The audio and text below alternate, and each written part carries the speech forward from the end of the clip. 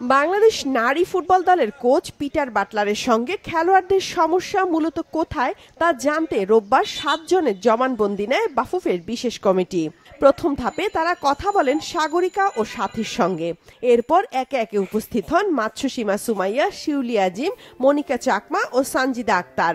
সবার শেষে ডাকা হয় অধিনায়ক সাবিনা খাতুনকে। সন্ধ্যা 6টার পর থেকে রাত 9:30 পর্যন্ত বাফুফে ভবনে এক একজনের সঙ্গে 15 থেকে 20 মিনিট করে কথা বলেছে কমিটি। জানা গেছে, মেয়েদের কাছে বাফুফের বিশেষ কমিটির মূল প্রশ্ন ছিল গণমাধ্যমে বাংলায় চিঠি দিলেও বাফুফের সভাপতির কাছে 29 জানুয়ারি দেয়া চিঠিটি ইংরেজিতে কেন, এটা কার লেখা।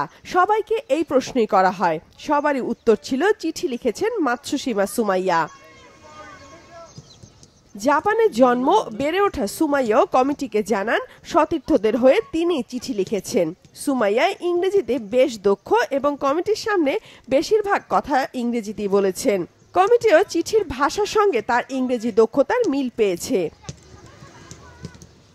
জানা গেছে, জিজ্ঞাসাবাদে মেয়েরা তুলে ধরেছেন বাটলারের 6 মাসের দায়িত্ব পালনকালে কি কি সমস্যায় পড়েছেন সেসব, যেখানে কোচের একাদশ নির্বাচন, সিনিয়রদের প্রতি যত্নশীল না হওয়া, বিভিন্ন সময় খারাপ আচরণ করার বিষয় এসেছে।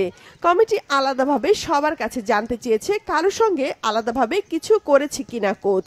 সবাই নিজেদের ক্ষোভের কথা বলেছে কমিটির সামনে।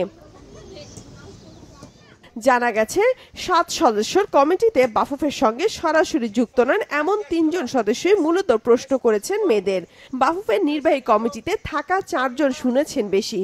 তারা যেহেতু মেয়েদের সঙ্গে নানাভাবে পরিচিত, তাই মেয়েদের প্রশ্ন করার ক্ষেত্রে নিজেদের একটু গুটিয়ে রেখেছেন যাতে স্বার্থের সংঘাত না হয়। মেয়েদের সঙ্গে কথা বলা শেষে বিশেষ কমিটির প্রধান বাফুফের সিনিয়র সহসভাপতি ইমরুল হাসান সাংবাদিকদের বলেন, কোচ ও খেলোয়াড়দের মধ্যে দূরত্ব তৈরি হয়েছে, বিষয়টি টেকনিক্যাল।